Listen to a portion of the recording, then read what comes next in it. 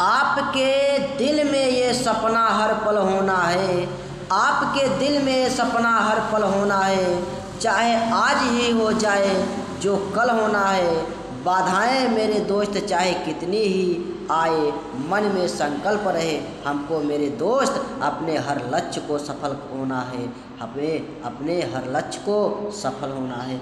नमस्कार दोस्तों, मैं हूँ आपका अरुण सर। आप देख रहे हैं मेरा YouTube channel science institute research centre. आज मैं आपको एक बार फिर से स्वागत करता हूँ। आज का जो हमारा टॉपिक होगा साथियों, वह होगा रसायन विज्ञान। क्या होगा साथियों? रसायन विज्ञान कक्षा 12। क्या होगा साथियों? रसायन विज्ञान कक्षा 12। यहाँ पर देखिए करा NCERT क्लास 12 2021, जिस सब्जेक्ट का नाम है केमिस्ट्री अर्थात रसायन विज्ञान। क्या है प्यारे विद्यार्थियों?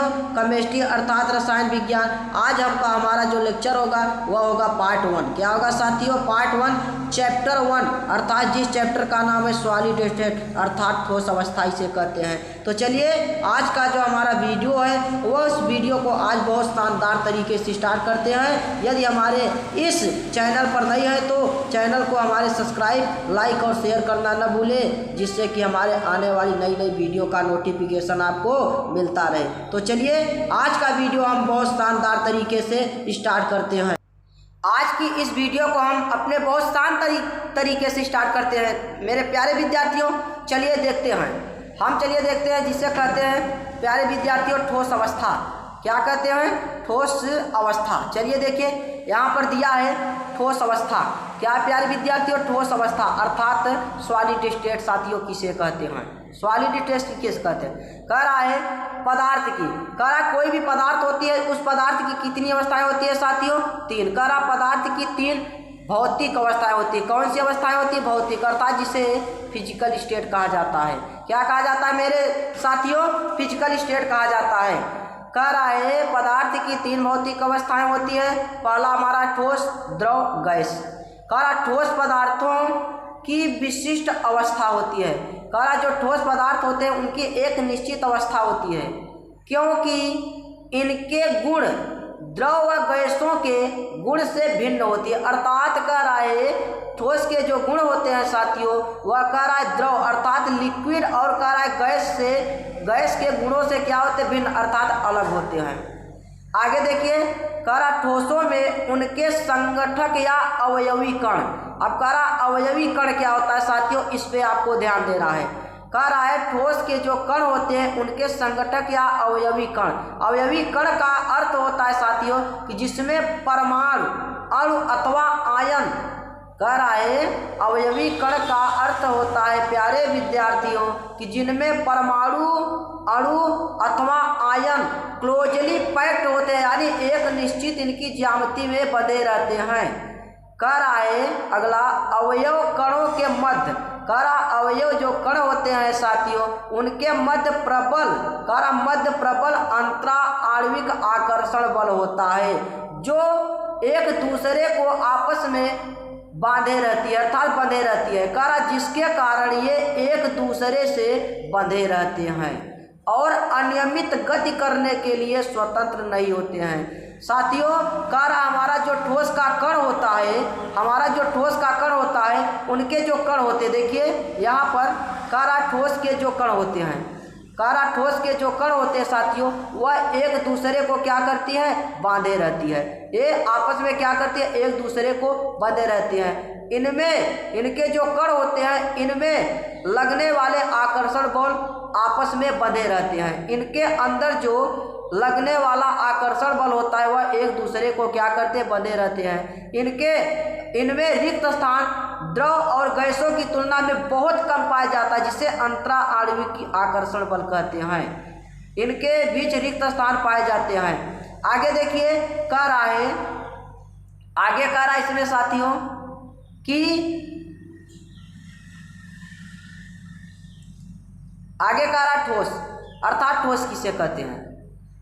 ठोस किसे कहते हैं? कह रहा ठोस द्रव्य की वह भौतिक अवस्था होती है, ठोस द्रव्य की वह भौतिक अवस्था होती है जिनके आकार और आयतन क्या होते हैं, दोनों निश्चित होते हैं। कह रहा है ठोस एक ऐसा पदार्थ होता है जिनका आकार क्या है साथियों, जिनका आकार क्या है, जिनका आकार और क्या है और आयतन क्या होता है, जिसका आकार और आयतन दोनों क्या होते हैं, निश्चित होते हैं। इनके अणुओं के मध्य इंटरसेलुलर स्पेस नहीं होता है। कह रहा है ठोस के जो क्रिस्टल होते हैं, ठोस के जो क्रिस्टल होते हैं, इनके अंतर जो लगने वाले इंटरमध्य सेलुलर स्पेस होता है वह नहीं होता है, क्योंकि ठोस के कणों के मध्य रिक्त स्थान का अभाव नहीं होता है।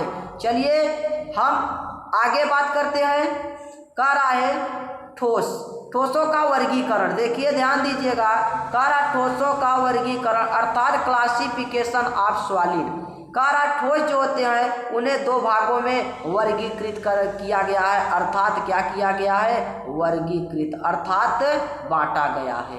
क्या किया गया है साथियों, बांटा गया है। जो ठोस के क्रिस्टल होते हैं उन्हें दो भागों में बांटा गया है। एक हमारा है, पहला है साथियों क्रिस्टली ठोस, और हमारा दूसरा है क्या है, अक्रिस्टली ठोस। तो सबसे पहले प्यारे विद्यार्थियों हम ठोस अर्थात क्रिस्टली ठोस के बारे में बात करते हैं। क्रिस्टली ठोस किसे कहते हैं, कह रहा है क्रिस्टलाइन सॉलिड। क्या है, क्रिस्टलाइन सॉलिड अर्थात क्रिस्टली ठोस किसे कहते हैं, इनकी परिभाषा देखते हैं।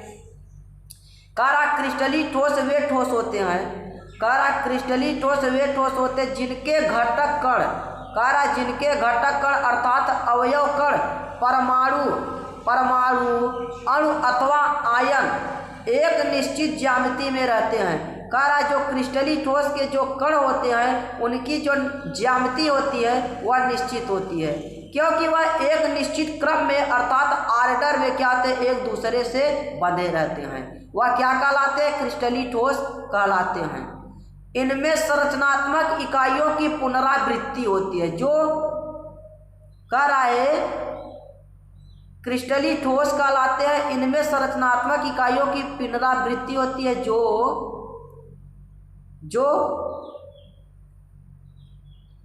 एक निश्चित संरचना बनाती है। क्या बनाती है, एक निश्चित संरचना बनाती है। जैसे यहाँ पर उदाहरण के रूप में हम दिखा रहे हैं आपको, जैसे मान लीजिए यहाँ पर सोडियम है, क्या है सोडियम, और यहाँ पर क्या है क्लोरीन है। इनकी एक निश्चित ज्यामिति होती है। क्या होती है, निश्चित ज्यामिति होती है। जैसे यहाँ पर जिंक हो गया, इनकी एक निश्चित ज्यामिति होती है। ठीक, चलिए आगे की बात हम करते हैं। हमारा अगला है अक्रिस्टली ठोस। क्या है विद्यार्थियों, अक्रिस्टली ठोस, जिसे एमॉर्फस सॉलिड कहते हैं।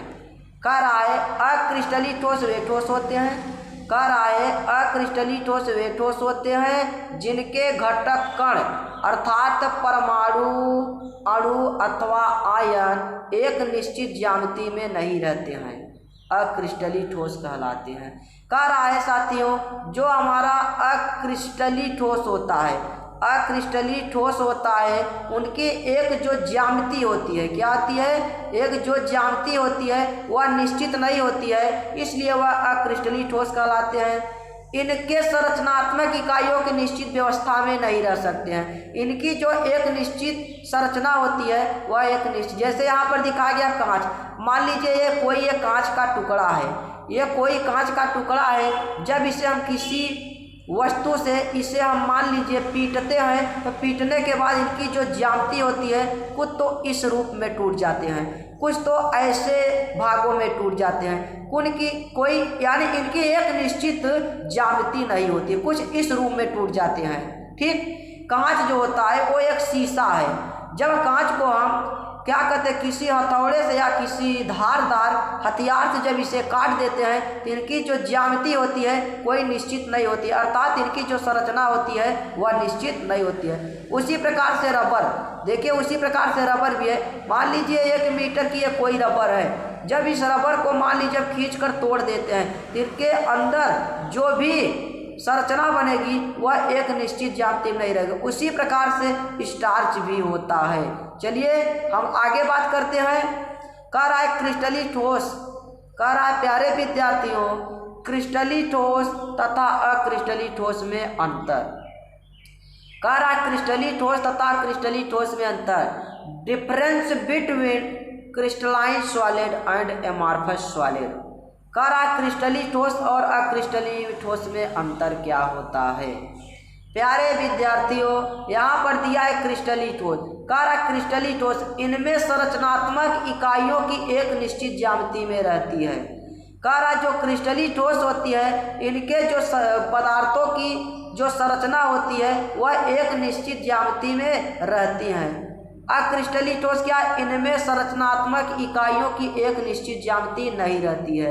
अर्थात अक्रिस्टली ठोस के जो संरचना होती है पदार्थों की उनकी ज्यामिति क्या होती है, निश्चित नहीं होती है, वह किसी रूप में भी हो सकती है। अगला पॉइंट कह रहा है इसमें क्रिस्टली ठोस में इनमें दीर्घ परास व्यवस्था मिलती है। कह रहा है जो क्रिस्टली ठोस होते हैं क्रिस्टली ठोस में दीर्घ अर्थात एक लंबी व्यवस्था होती है, परास व्यवस्था मिलती है। कह रहा इनमें लघु परास व्यवस्था होती है। क्या है, लघु अर्थात छोटा। कह रहा है ये सत्य ठोस होते हैं। कह जो हमारा क्रिस्टली ठोस है ये वास्तव में ठोस होते हैं और अक्रिस्टली ठोस क्या था, ये छद्म ठोस होते हैं, यानी यह एक मुलायम होते हैं। कह रहा है अगला पॉइंट है ये विषमदैशिक प्रकृति के होते हैं और ये समदैशिक होते हैं। कह रहा है क्रिस्टली ठोस को इन्हें तेज धार वाले औजारों की सहायता से काटने पर चिकनी सतह छोटे छोटे खंडों में बंट जाती है। कह रहा है प्यारे विद्यार्थियों, हमारा जो क्रिस्टली ठोस होता है जब उन क्रिस्टली ठोस को हम तेज धार वाले जब हम तेज धार वाले हथियारों से काटते हैं तो उन काटने पर उनकी जो सतह होती है एक निश्चित सतह होती है और चिकना सतह होता है जो छोटे छोटे खंडों में क्या आती है, बंट जाती है। अक्रिस्टली ठोस क्या होता है, इन्हें तेज धार वाले औजारों की सहायता से काटने पर ये चिकने सतह वाले खंडों में नहीं बंटते हैं। क्या होते हैं, चिकने खंडों में नहीं। तो चलिए आज का जो हमारा वीडियो था यहीं तक है। यदि हमारी ये वीडियो आपको पसंद हुई होगी तो इसे ग्रुप में लाइक और शेयर और हमारे चैनल को सब्सक्राइब करना न भूलें, जिससे कि हमारी नई नई वीडियो का नोटिफिकेशन आपको मिलता रहेगा। तब तक के लिए जय हिंद। नेक्स्ट वीडियो में आपको मिलते हैं।